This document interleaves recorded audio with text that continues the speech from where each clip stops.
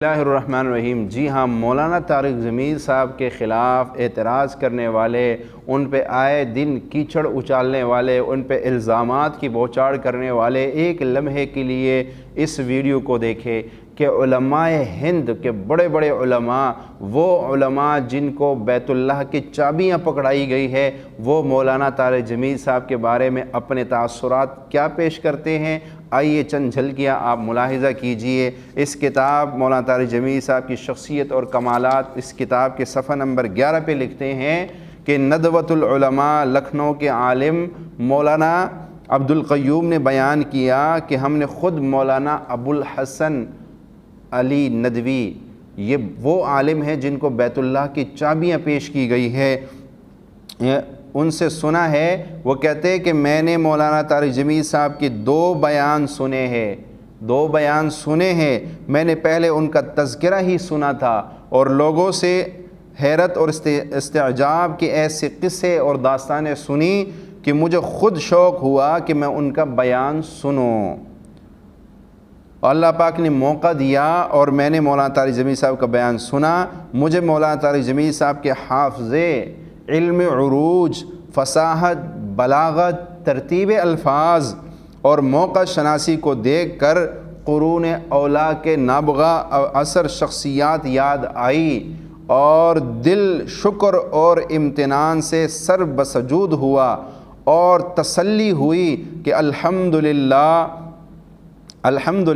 اس گئے گزرے دور میں بھی ایسی شخصیت موجود ہے جو سابقون الاولون کی جھلک ظاہر کرتی ہے، مولانا عبدالقیوم ندوی صاحب نے مزید بتایا کہ ہماری انڈیا کے ہر عام اور خاص مسلمان کی زبان پر مولانا کا ذکر خیر ہے، اور میں حیران ہوں کہ اللہ تعالیٰ نے اس شخص کو اتنی عزت اور احترام کس عمل کے بنا پر بخشا ہے۔ یہ وہ ہستیاں مولانا کے بارے میں کیا فرما رہی ہیں، اور آج کی یوٹیوبر اور آج کے چھوٹے موٹے مولوی اور جو ہے دانشور، وہ مولانا کے بارے میں کیا فرما رہے ہیں۔ دیکھیے اسی کتاب کے صفحہ 26 پر شیخ عبدالواحد الجزائری، ندوۃ العلماء لکھنؤ کے پڑھے ہوئے، حضرت مولانا سید ابو الحسن ندوی کی خاص شاگردوں میں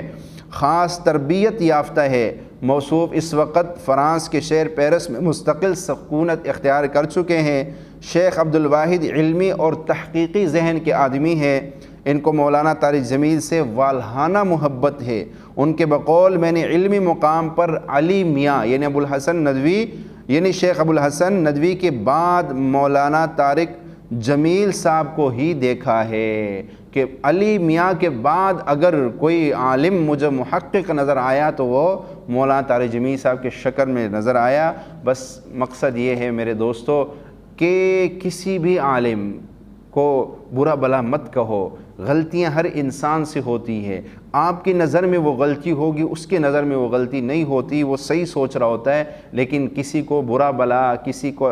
استہزاء کرنا، کسی کے خلاف ایسے الفاظ استعمال کرنا، ایک لمحے کے لیے سوچئے جو یوٹیوب پر آپ الفاظ مولانا کے لیے استعمال کرتے ہیں، اگر یہی الفاظ آپ کے لیے استعمال کیے جائیں، آپ کے دل پہ کیا گزرے گی؟ اتنے بڑے عالم دین اور اس کے بارے میں ایسے الفاظ، خدا را ان الفاظ سے بچیے۔ اللہ ان باتوں پہ عمل کی توفیق عطا فرمائے۔